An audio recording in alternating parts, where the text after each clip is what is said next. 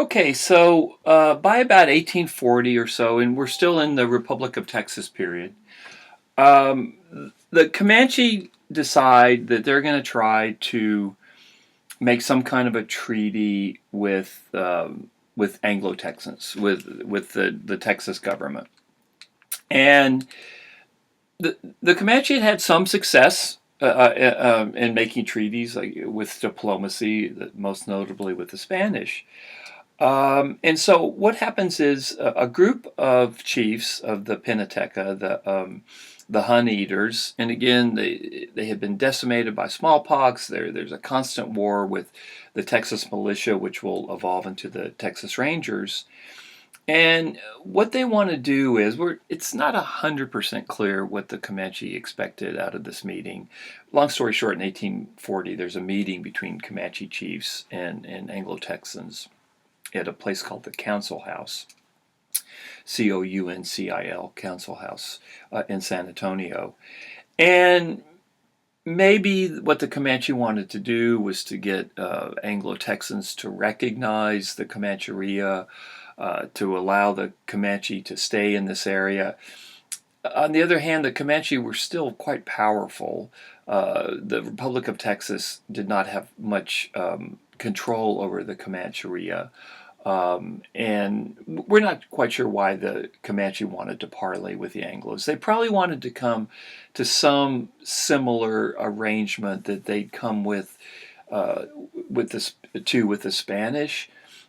What the Comanches don't realize, though, because it's kind of not in their realm of conception, is that the Anglo-Americans in Texas are just the entering wedge of the most powerful enemy by far that they've ever faced, which will be the United States. Now, Texas isn't part of the United States yet, but virtually all Anglo-Texans had come from the United States, and within 5 years, Texas will be part of the United States.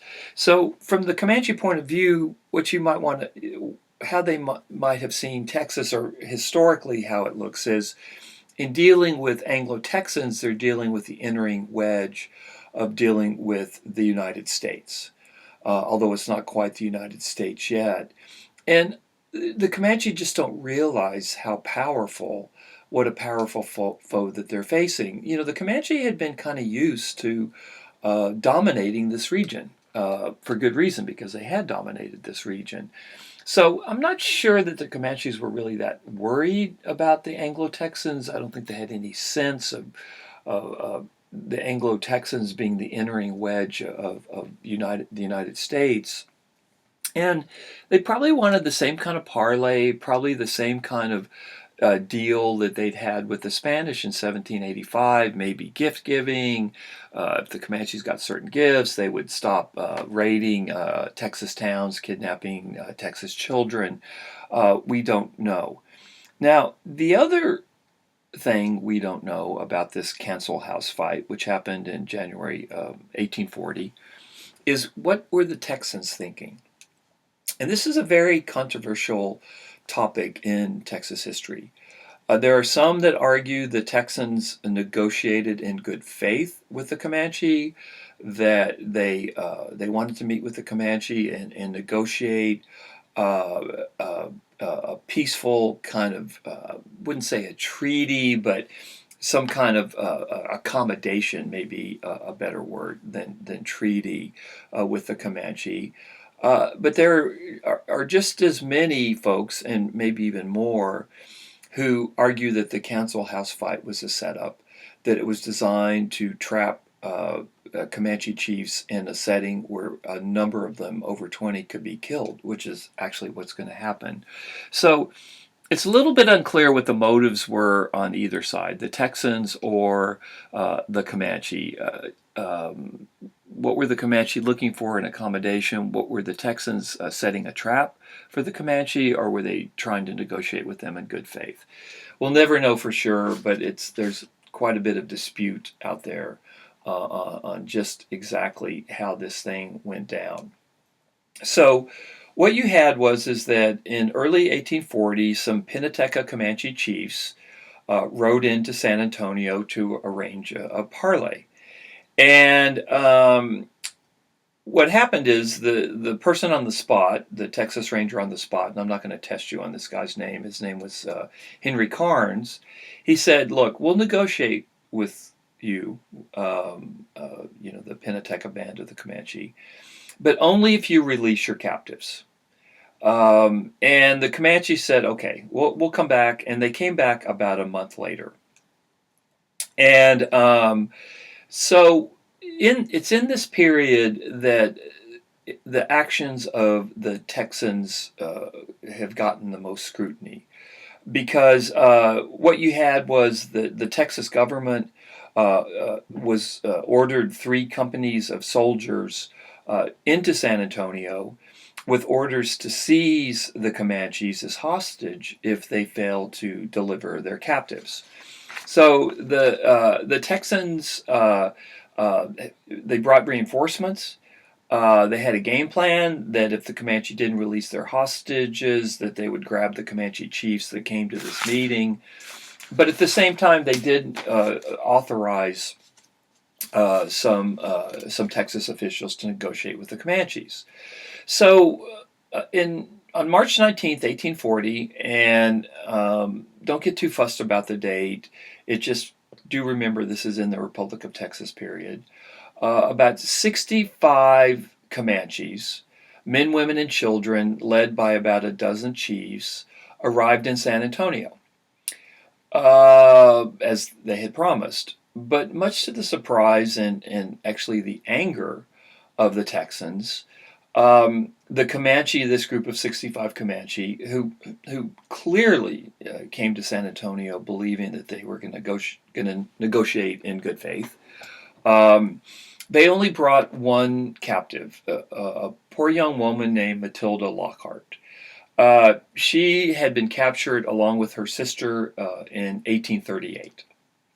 Now, the Comanches also brought with them a young Mexican boy who had been captured, but as you could probably guess, the Texans were deeply racist and they didn't care about the Mexican boy. All they focused on was Matilda Lockhart. And generally, they're quite angry that from their point of view, the Comanche have not kept their promise to bring the captives that they had promised into this meeting. And there was another problem, and that was the appearance of poor Matilda Lockhart. Clearly, Matilda had been tortured. There were torture marks on her body. Her nose had been burned off to the bone, which must have been a horrifying sight, and of course, for her, even more horrifying. I mean, the Comanches were tough. They were really tough.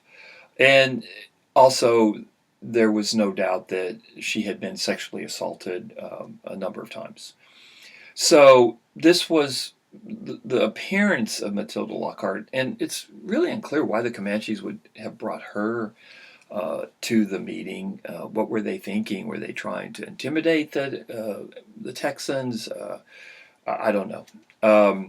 But what happened instead, as you can imagine, the Texans, who were angry that the Comanches had not brought more captives, were also horrified and enraged, is not too strong a word to say, that Matilda had been treated so cruelly. I mean, horribly.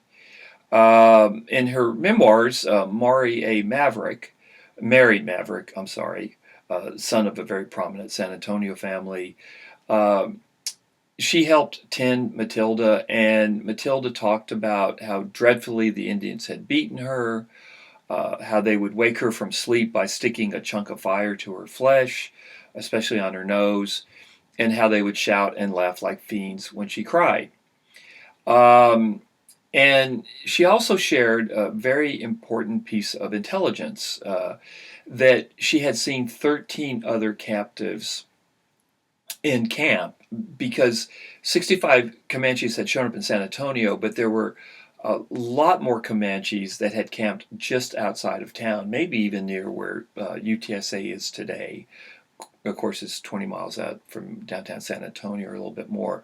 So you had a group of Comanches that had come into San Antonio, but there were a lot more Comanches just outside of San Antonio, with about 13 captives waiting to see how this all went down. And what they planned to do, what the Comanches had planned to do, is they did what they did during the Spanish and Mexican period. They were going to release one or two at a time, so that they could have gain the most leverage, they could get the most gifts, they could get agreements to the Texans to leave them alone. And they were going to use the 13 captives that were still outside of town as leverage.